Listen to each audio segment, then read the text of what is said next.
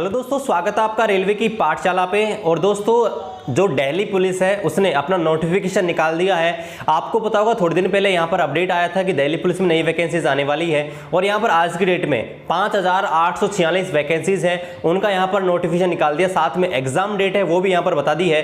तो मैं आपके लिए वीडियो को बना रहा हूँ, वो वीडियो इसलिए बना रहा हूँ क्योंकि गाइस इसका जो सिलेबस है ना वो सेम रेलवे का सिलेबस है, यानी कि आपको अलग से कुछ नहीं पढ़ना है। सारी चीज आपका जो रेलवे का सिलेबस है ना वही आपके दिल्ली पुलिस का सिलेबस होने वाला है। तो इसलिए मैं आपको वीडियो बना रहा हूं क्योंकि इसकी फीस भी ज्यादा नहीं है और एग्जाम का शेड्यूल भी आ चुका है, तो साथ साथ आप दोनों तैयारी कर सकते हैं। तो चलिए दोस्तों वीडियो शुरू करते हैं और सारी चीज मैं आज आपको इस वीडियो में बताऊंगा कि एग्जाम पैटर्न क्या है, सिलेबस क्या है, एग्जाम कब होनी है, एक्सपेक्टेड कट ऑफ कितनी जा सकती है और इसके अलावा कौन सी बुक आपको पढ़नी है इस आपके जो कांस्टेबल की वैकेंसीज है उसके लिए। तो चलिए मैं आपको सीधा ले चलता हूं नोटिफिकेशन के ऊपर और वहां से मैं सारी चीज आपको यहां पर डिटेल में बताता हूं। चलिए देखते हैं वीडियो को।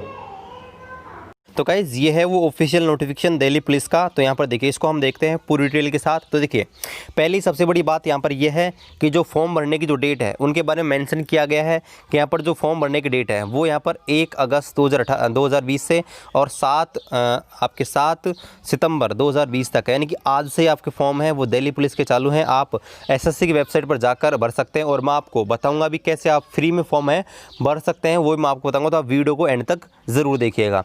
इसका अगली जो डेट है वो यहाँ पर दी गई है कि यहाँ पर जो आप पेमेंट कर सकते हैं उनकी डेट यहाँ पर दी गई है। अगर आप ऑफलाइन करते हैं और चालान के माध्यम से करते हैं तो वो सारी चीज़ें आपको दे रखी हैं।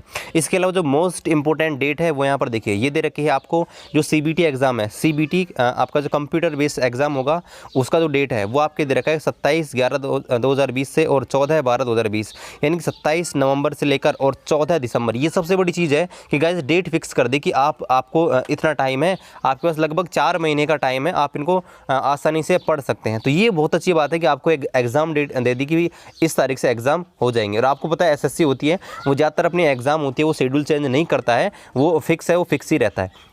अब यहाँ पर स्पष्ट बोला कि जो भी एग्जाम होंगी वो एसएससी के पैटर्न पर होंगी, एसएससी जो एग्जाम लेता है उसके पैटर्न पर होंगी। देखिए, अब यहाँ पर आगे चलते हैं और आगे देखते हैं वैकेंसी टेबल। ये आपकी वैकेंसी टेबल है। यहाँ पर देखिए, जो फर्स्ट वाली है वो मेल के लिए रिजर्व है, सेकंड वाली मेल के लिए, थर्ड वाली मेल के लिए और 4 वाली फीमेल के लिए।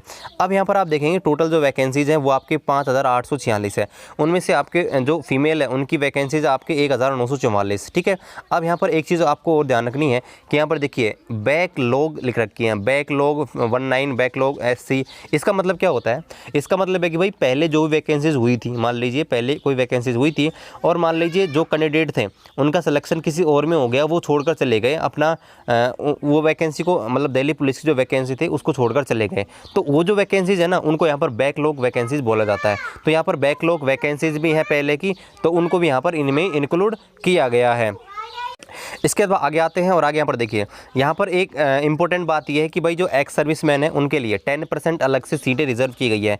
यानी टोटल अगर 5846 वैकेंसीज है तो इनमें से लगभग आपके 884 सीट है, 884 825 सीट वो आपके एक्स सर्विसमैन के लिए रिजर्व की गई है। इसके बाद यहाँ पर देखिए अगली इंपॉर्टेंट चीज़ देखते हैं कि यहाँ पर एज आपकी है वो कितनी होनी चाहिए। तो देखिए, एज आपकी 18 से और 25 के बीच होनी चाहिए, यानी कि 1/7/2020 को, 1 जुलाई 2020 को आपकी जो डेट है, आपकी जो एज है वो 18 से और 25 के बीच होनी चाहिए।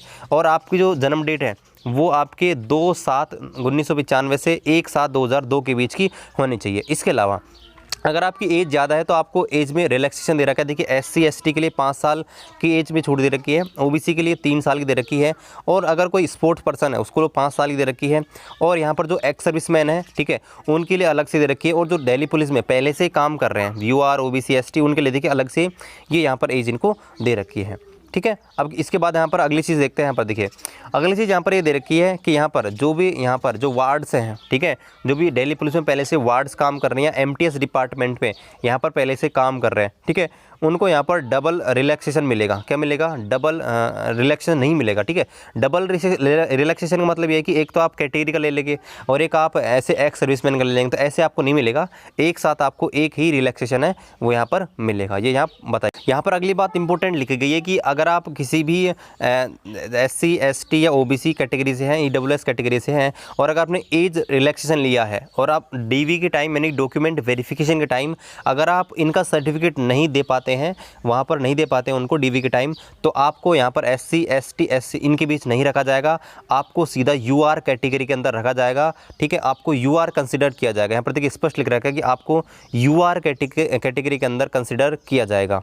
चलिए इसके बाद देखते हैं यहाँ पर एजुकेशन क्वालिफिकेशन के बारे में। सबसे इंपॉर्टेंट है, देखिए एजुकेशन क्वालिफिकेशन रखेगी वो 10+2 रहेगी, हमने 12th पास है। जो भी स्टूडेंट हैं जो 12th पास कर चुके हैं वो आपके दिल्ली पुलिस का फॉर्म भर सकते हैं। लेकिन यहाँ पर एक इंपॉर्टेंट चीज़ दे रखी है कि जो भी 11वीं पास कर चुके हैं, लेकिन कौन से स्टूडेंट जो 11वीं पास कर चुके हैं वो फॉर्म भर सकते हैं। देखिए एक तो जो कि आपके दिल्ली पुलिस के MTS डिपार्टमेंट में उनके माता पिता काम करते हैं, ठीक है, जो रिटायर हो चुके हैं, उनके सन या डॉटर, ठीक है, वो उनके जो बच्चे हैं वो अगर 11th पास कर रखे हैं तो वो फॉर्म भर सकते हैं। इसके अलावा जो आपके बैंड्समैन हैं, है ना, बुगलर्स हैं, माउंटेन कांस्टेबल है, ठीक है, माउंटेड कांस्टेबल ड्राइवर हैं, डिस्पैच राइडर्स हैं दिल्ली पुलिस के, वो उनके बच्चे जो हैं, उनके बच्चे आपके 11th पास अगर उन्होंने कर रखी है तो आप ये फॉर्म भर सकते हैं। 12th पास की ज़रूरत इनको नहीं है। इसके अलावा यहाँ पर देखिए एक चीज़ यहाँ पर मोस्ट इंपॉर्टेंट दे रखी है। यहाँ पर देखिए जो लाइसेंस है उसके लिए, देखिए लाइसेंस के लिए उन्होंने बोला है male candidate must possess a valid driving licence for LMW यानी कि मोटर साइकिल और कार। अगर आपके पास मोटरसाइकिल और कार दोनों का किसी का भी लाइसेंस है तो आप इसके लिए अप्लाई कर सकते हो, ठीक है। और वो कब करना है आपको, जो डेट ऑफ PE और MT होगा, यानी कि आपका फिजिकल और आपको ट्रेनिंग वहाँ पर जब होगी DV के बाद, तो उस समय आपको ये प्रस्तुत करना होगा, आपको जो ड्राइविंग लाइसेंस है यहाँ पर देना होगा। और यहाँ पर देखिए स्पष्ट लिख रखा है कि भाई आप जो माइनर जो लाइसेंस होता है, लर्नर लाइसेंस को बोलते हैं, वो यहाँ पर जो है मान्य नहीं होगा। अब देखिए यहाँ पर बहुत सारे डाउट आपके हो सकते हैं कि सर लाइसेंस है वो कब का चाहिए, है ना। तो अब देखिए लाइसेंस वैसे तो जो आपका जो मांगा जाता है वो मेनली मांगा जाता है कि भाई आपका जब फॉर्म निकला है उससे पहले की डेट का ही मांगते हैं। लेकिन हो सकता है कि फ़िलहाल आपको पता है लॉकडाउन है तो ज़्यादातर ये चीज़ें बंद हो रही हैं, जैसे कोई बनवा नहीं सकता लाइसेंस, तो हो सकता है कि आपको एक ऑप्शन दे दिया जाए बाद में कि भाई आप उस टाइम एक निश्चित पीरियड तक बनवा सकते हैं। तो फिलहाल आपको पता है ज़्यादातर लोगों के पास लाइसेंस है नहीं, तो आपको हो सकता है कि बाद में ऑप्शन दे दिया जाएगा कि आप लाइसेंस है वो बाद तक यहाँ पर दे सकते हैं। इसके बाद जो इम्पोर्टेंट बात उन्होंने बोली है वो ये बोली है कि भाई अगर आपकी एजुकेशन क्वालिफिकेशन है वो कंप्लीट नहीं हुई है तो आप फॉर्म मत भरिएगा, आपको यहाँ पर बाहर निकाल दिया जाएगा। देखिए स्पष्ट लिख रखा है कि एजुकेशन क्वालिफिकेशन कंप्लीट है तो ही आप यहाँ पर फॉर्म भरिए, अन्यथा मत भरिए। मतलब ऐसा नहीं है कि अगर आपका रिजल्ट पेंडिंग में है और आप फॉर्म भर दे तो ऐसा यहाँ पर बोला गया कि ऐसा मान्य नहीं है। इसके अलावा अगली जो इम्पोर्टेंट बात वो है कि यहाँ पर आपका 7/9/2020, ठीक है, जब भी यहाँ पर लास्ट डेट है फॉर्म भरने की 7/9/2020, अगर 7/9/2020 से पहले अगर आपकी 12th पास हो जाती है, मतलब 10+2 आपकी एजुकेशन क्वालिफिकेशन कंप्लीट हो जाती है ना, तो ही आप फॉर्म भरिएगा। नहीं तो जब आप यहाँ पर देखिए फिजिकल और एंड्योरेंस आपका होगा और मेजरमेंट टेस्ट होगा, यानी कि PE और MT होगा, तब आपको यहाँ पर आपका जो 12th का सर्टिफिकेट है वो आपको दिखाना पड़ेगा, 12th की मार्कशीट दिखानी पड़ेगी। और अगर आप उस समय नहीं दिखाओगे तो आपको बाहर कर दिया जाएगा, ठीक है। इसके अलावा जो भी NCC कैंडिडेट हैं उनको यहाँ पर देखिए एक तरह से बेनिफिट दिया गया है। अब देखिए NCC के लिए 3 सर्टिफिकेट होते हैं, A, B और C। तो अगर आपके पास C सर्टिफिकेट है आपको 5% अलग से मार्क्स मिलेंगे। मान लीजिए आपने पेपर दिया, आपके 70 नंबर आ रहे हैं तो आपको 5 नंबर अलग से मिल देंगे, 75 नंबर आपके हो जाएंगे। इसके अलावा अगर आपके पास B सर्टिफिकेट है आपको 3% मिलेगा, A सर्टिफिकेट है आपको 2% अलग से यहाँ पर मिलेगा। अब इसके बाद देखते हैं कि भाई आपको फॉर्म कैसे भरना है। तो देखिए मैं आपको वीडियो के डिस्क्रिप्शन पे एक लिंक दे दूंगा एक ऐप का जो कि हमारे सब्सक्राइबर के द्वारा बनाया गया है। तो यहाँ पर आपको अभी वो ऑफर दे रहे हैं कि अगर आप पहली बार किसी का भी फॉर्म भरते हैं, ठीक है, पहली बार किसी का भी फॉर्म भरते हैं तो वो आपका फ्री में भर के देंगे, है ना। जो फीस है ना वो तो आपको देनी पड़ेगी, 100 रुपये फीस लग रही है वो तो आपको देंगे, लेकिन जो फॉर्म भरने का जो पैसा है वो यहाँ पर कुछ भी नहीं ले रहे वो, ठीक है, यानी कि फॉर्म भरने का पैसा वो फिलहाल नहीं ले रहे हैं। यहाँ से आप इस ऐप को डाउनलोड कर सकते हो डिस्क्रिप्शन से, और यहाँ पर आप नए हो तो आप रजिस्टर्ड हेयर पे क्लिक करना। रजिस्टर्ड हेयर पे जैसे क्लिक करोगे तो आपको आपके जो ID पासवर्ड है सब यहाँ लगा देना है, जो डिटेल है। मैंने लॉगिन कर लिया, पहले से अकाउंट बना रखा है। यहाँ से आप लैंग्वेज सेलेक्ट कर सकते हैं। लैंग्वेज सेलेक्ट करने के बाद आपको नेक्स्ट करना है, इनका होम पेज है यहाँ पर खुल जाएगा। होम पेज को आपको बहुत सारे इनके फीचर हैं वो मिलेंगे, भाई क्या क्या फीचर है यहाँ पर, तो ये फीचर आप देख सकते हैं। और यहाँ पर नेक्स्ट पे क्लिक करेंगे आपको होम पेज दिखेगा कि आप क्या करना चाहते हैं। यहाँ पर आपको देखिए ऑल गवर्नमेंट का जो ऑप्शन दिख रहा है, ऑल गवर्नमेंट जॉब का, यहाँ पर आपको जाना है। और यहाँ जाने के बाद आपको दिख जाएगा दिल्ली कांस्टेबल का ऑप्शन, तो अभी यहाँ पर नहीं डाला है, इवनिंग तक यहाँ पर डाल दिया जाएगा। तो यहाँ पर आप जाकर फ्री ऑफ कॉस्ट अपना फॉर्म भरा सकते हो। और गाइज यहाँ पर मैं आपको एक बात स्पष्टली पहले बता दूँ कि यहाँ पर डॉक्यूमेंट की सेफ्टी का जिम्मेदारी मेरी नहीं है। अगर आपको अच्छा लगे तो आप फॉर्म भरवाना गाइज मेरी तरफ से। यहाँ पर हालांकि उन्होंने बोला है कि यहाँ पर आपके डॉक्यूमेंट की पूरी तरह से सेफ्टी रखी जाएगी, लेकिन गाइज मेरी कोई भी जिम्मेदारी नहीं होगी। आप मेरे को बाद में कमेंट कीजिएगा तो उसका मेरे तरफ से कोई हेल्प नहीं मिलेगा। तो अगर आपको अच्छा लगे तो आप इनसे फॉर्म भरवा सकते हैं, नहीं तो इस वीडियो के एंड में ही मैंने आपको बताया कि आप कैसे घर बैठ के फॉर्म भर सकते हैं। स्क्रीनशॉट दे रखा है तो आप खुद भर सकते हैं। ठीक है गाइज। इसके बाद देखिए आपको यहाँ पर जो एग्ज़ाम सेंटर है उसका चयन करना पड़ेगा। भाई आप एग्ज़ाम है वो कहाँ पर देना चाहते हैं। तो यहाँ पर अलग अलग एग्ज़ाम सेंटर है, तो आप जिस रीजन से बिलोंग करते हो वहाँ पर इसका सिलेक्ट कर सकते हैं। ठीक है, आप सेंट्रल रीजन से बिलोंग करते हो, ईस्टर्न से। जैसे मैं यहाँ पर नॉर्दर्न से बिलोंग करता हूँ तो मैं पहले तो नॉर्दर्न ढूंढता हूँ। तो देखिए जो नॉर्दर्न है तो नॉर्दर्न में ढूंढता हूँ। तो नॉर्दर्न में देखिए यहाँ पर देखिए दिल्ली, राजस्थान, उत्तराखंड। तो मैं राजस्थान से बिलोंग करता हूँ। तो यहाँ पर देखिए राजस्थान के जो भी यहाँ पर एग्जाम सेंटर है वो आपको चेंज करने हैं। भाई एक अजमेर है, एक अलवर है, भरतपुर है, बीकानेर है, जयपुर है, जोधपुर है, कोटा है, ये सारे राजस्थान के हैं पूरे। तो जो भी आपके नियर बाई हो ना वो आपको बनना है। जैसे मेरे सबसे नज़दीक है वो आपके जयपुर है तो मैं जयपुर डाल दूंगा। ठीक है, तो इस प्रकार से आपको आपकी जो एग्ज़ाम सिटी है वो भी आपको प्रीफर करनी है कि भाई एग्ज़ाम आप कहाँ देना चाहते हो। ठीक है, अब यहाँ पर देखिए सिलेक्शन प्रोसेस कैसे होगा। तो देखिए सिलेक्शन प्रोसेस कैसे होगा। सबसे पहले आपको सीबीटी एग्जाम होगा, यानी कंप्यूटर बेस्ड एग्जाम होगा। उसके बाद आपके फिजिकल एंडोमेंस होगा। ठीक है, उसके बाद आपका मेजरमेंट टेस्ट होगा, यानी कि पीई और एमटी। इनको कंप्लीट करने के बाद आपका मेडिकल एग्जामिनेशन होगा। और मेडिकल एग्जामिनेशन के बाद आपका यहाँ पर जो भी प्रोसेस है आगे की वो यहाँ पर होंगी। तो सबसे पहले आपको सीबीटी एग्जाम देना होगा। और यहाँ पर देखिए यहाँ पर बोला गया कि आपका नॉर्मलाइजेशन भी होने वाला है, क्योंकि आपका पेपर है वो अलग अलग शिफ्टों में होगा। इसलिए आपको नॉर्मलाइजेशन मार्क्स भी यहाँ पर फॉर्मूला है जो अपनाया जाएगा, जो कि यहाँ पर एसएससी का जो फॉर्मूला होता है वो यहाँ पर है नॉर्मलाइजेशन में यहाँ पर अपनाया जाएगा। और उसी नॉर्मलाइजेशन स्कोर के आधार पर ही आपकी कट ऑफ बनेगी और फाइनल मेरिट है उसी के आधार पर बनने वाली है। यहाँ पर अगली जो बात बोली गई कि आपको जो डेट दी गई है एग्जाम की उनमें यहाँ पर ये टेंटेटिव डेट है, इनमें चेंज हो सकता है। लेकिन आप ये मान के चलिए कि इनमें एग्जाम में चेंज होना थोड़ा संभव कमी है, क्योंकि आपको पता है एसएससी अपनी एग्जाम डेट है वो बहुत कम ही चेंज करता है। तो आपसे बोला है कि ये जो एग्जाम डेट है वो टेंटेटिव है, इनमें अगर फ्यूचर में कोई चेंज होता है तो आपको एसएससी की जो वेबसाइट है उस पर अपडेट कर दिया जाएगा। चलिए अब बात करते हैं कि भाई सिलेबस क्या रहने वाला है, सिलेबस क्या क्या आएगा। तो देखिए यहाँ पर देखिए 4 भागों में परीक्षा होने वाली है। देखिए part A, part B, part C और पार्ट डी। तो देखिए सेम आपका जो रेलवे का सिलेबस है ना वो मान लीजिए आपका रेलवे का सिलेबस ही सेम सा है। ठीक है, देखिए ये आपके जीके और करंट अफेयर है वो तो आप पढ़ेंगे 50 नंबर की है, रीजनिंग 25 नंबर की है, मैथ्स आपके 15 नंबर की है। इसके अलावा कंप्यूटर की नॉलेज है। ठीक है, कंप्यूटर नॉलेज वो आपके 10 नंबर की है। तो आप मान के चलिए कि सेम अगर आप रेलवे की तैयारी कर रहे हैं ना ग्रुप डी और एनटीपीसी की, तो आप इजीली स्कोर कर पाओगे। इनमें बिल्कुल सेम सिलेबस है और इसके लिए आपको 90 मिनट मिलने वाले हैं। ठीक है, ग्रुप डी में 90 मिनट मिलते हैं और यहाँ भी आपको 90 मिनट ही मिलेंगे। और नेगेटिव मार्किंग की बात देखें तो नेगेटिव मार्किंग 0.25 है, जबकि रेलवे में 0.33 होती है। मतलब रेलवे में नेगेटिव मार्किंग ज़्यादा होती है, जबकि एसएससी में नेगेटिव मार्किंग आपके कम होती है। और यहाँ पर आपको ध्यान रखना आपका पेपर है वो आपके हिंदी और इंग्लिश दोनों लैंग्वेज में होगा। बाकी ऑप्शन बाकी लैंग्वेज आपको नहीं मिलेगी, केवल 2 ही है, हिंदी और इंग्लिश। इसके अलावा जो आंसर कीज हैं वो आपको एसएससी की वेबसाइट पर डाल जाएंगे जैसे आपके एग्जाम होंगी तब। और अगर आपको आंसर की में कोई प्रॉब्लम लगता है तो आप पर क्वेश्चन के 100 रुपये देकर उस आंसर के लिए ऑब्जेक्शन कर सकते हो। ये यहाँ पर सिलेबस दिया गया भाई जी देखो सबसे पहले आएगा भाई जीके में क्या क्या सिलेबस आने वाला है। तो जीके में देखिए करंट अफेयर के टॉपिक आने वाले हैं। इसके अलावा देखिए history, culture, geography, Indian economy, polity है, इंडियन कॉन्स्टिट्यूशन है, यानी कि सारे के सारे वही हैं जैसे आपके रेलवे में सिलेबस है ना वही।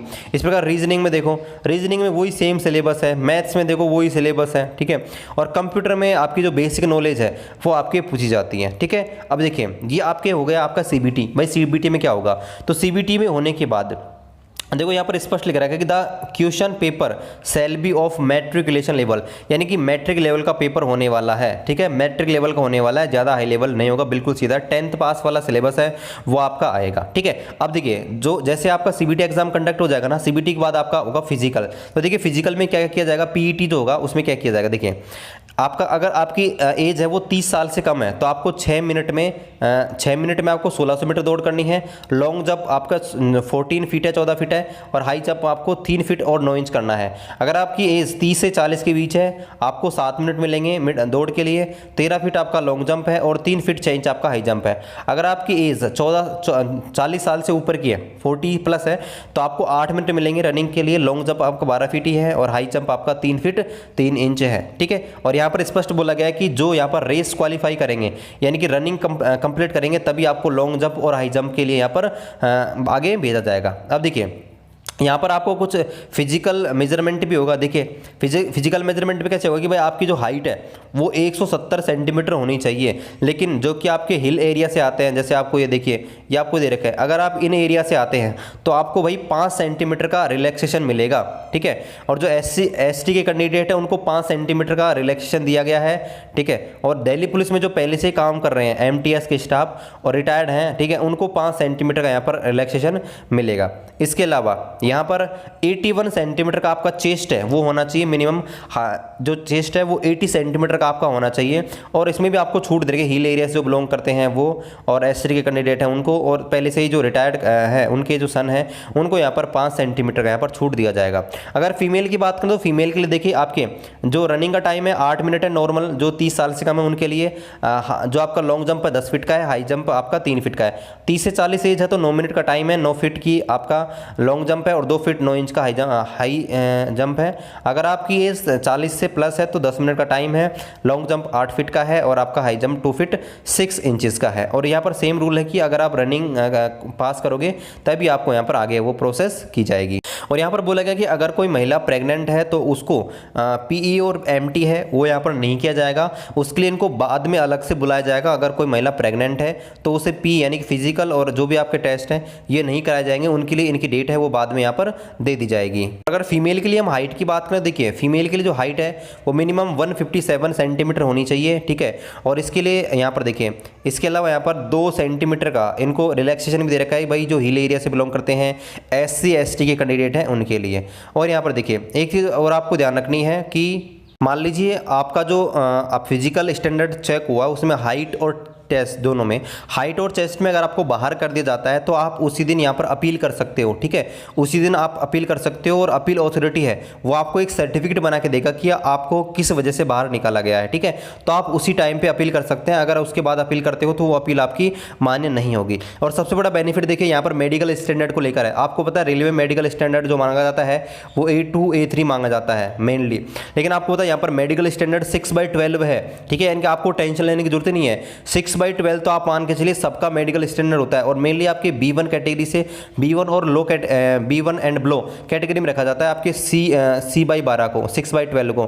तो ये आपके लिए सबसे बड़ा बेनिफिट है कि अगर आपके 6/6 नहीं है, 6/9 नहीं है तो 6/12 तो होगा ही होगा। तो ये सबसे बड़ा बेनिफिट है मेडिकल फिटनेस के लिए। आपका मेडिकल चेकअप है उसमें आपकी 6/12 है, आपकी आईज होनी चाहिए। और यहाँ पर एक चीज़ और बोली गई कि भाई जो सिलेक्शन होगा उसमें आपकी मेनली, ये तो मैंने आपको पहले बता दिया, लेकिन यहाँ पर बोला गया कि कम से कम कितनी कट ऑफ रहेगी। ठीक है, तो यहाँ पर देखिए कम से कम कट ऑफ रखी गई है वो 35 है, 30 है और 25 ये आपकी रखी गई है। और एक्सपेक्टेड कट ऑफ है ना गाइस वो आपकी अप्रोक्स, अगर मैं बात करूँ एक्सपेक्टेड कट ऑफ है कितनी जा सकती है, तो देखिए वैकेंसीज आपकी थोड़ी क्या है ठीक ठाक है। और आपको पता है भाई इस समय कितनी बेरोजगारी है, और SSC एग्जाम जब भी कंडक्ट करवाता है ना तो उसकी कट ऑफ थोड़ी ज़्यादा ही रहने के चांसेस रहते हैं। तो आप मान के चलिए कि UR के अगर आप देखें तो अप्रोक्स आपको इतने मार्क्स तो लाने ही हैं, 75 to 80 मेरे हिसाब से इतने मार्क्स तो आपको लाने ही हैं।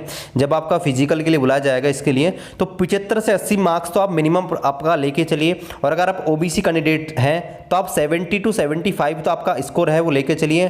SC कैंडिडेट हैं वो आपका 65 to 70 मार्क्स लेकर चल सकते हैं, और ST हैं वो अपना 60 प्लस लेकर चल सकते हैं। और बात करें अगर आपके EWS की तो EWS का भी आप 70 से 75 लेके चल सकते हैं। इतना तो आपको रखना पड़ेगा अगर आपको यहाँ पे कांस्टेबल में सिलेक्शन लेना है तो, क्योंकि आपको पता है SSC एग्जाम लेने वाली है, और SSC एग्जाम लेते हैं तो उसका पेपर है वो थोड़ा हार्ड रहता है, और आपको पता है कंपटीशन धीरे धीरे बढ़ ही रहा है। और सेंट्रल की जॉब है तो यहाँ पर कट ऑफ है उसके ज़्यादा रहने के चांसेस हैं। तो अगर आप इसका फॉर्म भरना चाहते हैं तो वीडियो के डिस्क्रिप्शन पे आपको लिंक दे रखा है, तो यहाँ पर आप लिंक है वो भर सकते हैं। इसके अलावा आपको यहाँ पर देखिए पूरे यहाँ पर सब कुछ बता रखा है। देखिए यहाँ पर कि आपको कैसे कैसे फॉर्म फिलअप करना है, इस नोटिफिकेशन में आपको पूरी प्रोसेस बता रखी है। तो आप इस नोटिफिकेशन को डाउनलोड करना चाहते हैं तो आप डाउनलोड कर सकते हैं। वीडियो के डिस्क्रिप्शन पे आपको टेलीग्राम ग्रुप का लिंक मिल जाएगा, वहाँ पर मैंने डाल रखा है। यहाँ पर देखिए आपको पूरा बता रखा है आप कैसे फॉर्म भर सकते हैं। देखिए पूरा जो इन्होंने खुद स्क्रीनशॉट लेके यहाँ पर देखिए पूरी प्रोसेस बता रखी है कि भैया आप घर बैठे कैसे फॉर्म भर सकते हैं। देखिए सारी चीज़ें आपको बता रखी है कैसे कैसे फॉर्म भरना है, और आप उस ऐप को डाउनलोड कर लीजिए, फ्री में आपका फॉर्म है आपको भर के दे देंगे पूरी डिटेल के साथ। चलिए आशा करते हैं कि आज का वीडियो आपको पसंद आया होगा। पसंद आए चैनल को लाइक कर दीजिए, सब्सक्राइब कर दीजिए, और चलिए मिलते हैं आपसे अगले वीडियो में। तब तक जय हिंद, जय भारत।